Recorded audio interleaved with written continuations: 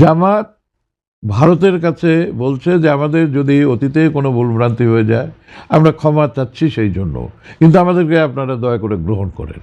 আমরা যারা মোটামুটিভাবে সিনিয়র সিটিজেন, আমরা ৭১ দেখেছি, আমরা ৯০ দেখেছি, আমরা ২০০৭ দেখেছি, ২৪ দেখেছি। তো আমাদের কাছে জামাত ইসলামের চেহারা, তাদের যে মানে দৃশ্যমান অবস্থান, রাজনৈতিক বলেন, সামাজিক বলেন, ধর্মীয় বলেন, এটা কিন্তু জনগণের কাছে স্পষ্ট। আপনি যদি চিন্তা করেন এইভাবে যে জামাতে ইসলাম ভারতের সঙ্গে কথা বলে, তাহলে ওর মুক্তিযুদ্ধটা কোথায় হয়েছিল, কার সঙ্গে হয়েছিল, কেন হয়েছিল, কেমনে হয়েছিল, তাই না? তো জামাতে ইসলামের সঙ্গে পাকিস্তানের সম্পর্ক এবং আমরা যে বঞ্চনার শিকার হয়েছিলাম তারই প্রেক্ষাপটেই তো আজকের আমাদের এই বাংলাদেশ। এবং সে সময় কোনো জামাত তো ভারতের সঙ্গে কোনো কথা বলেনি। এখন কেন বলল? এখন কেন বলল? ওই ভাই একটু আগে যে সমস্ত কথা বলল, আমি তার সঙ্গে আরেকটু সংযোজন করতে চাই।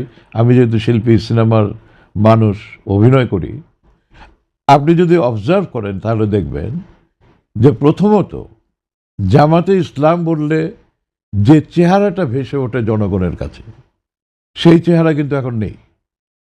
চেহারা বলতে আমি বলতে চাচ্ছি গেট আপ, ড্রেস আপ, চাল চলন, কথা বলার স্টাইল, প্রতিনিয়ত যে সমস্ত মানুষের ব্যবহারিক যে দিক। আগে জামাত বলতে আমরা মনে করতাম মসজিদ নিয়ন্ত্রিত, ৫ ওয়াক্ত নামাজ পড়বে, কোরআন শরীফ তেলাওয়াত করবেন।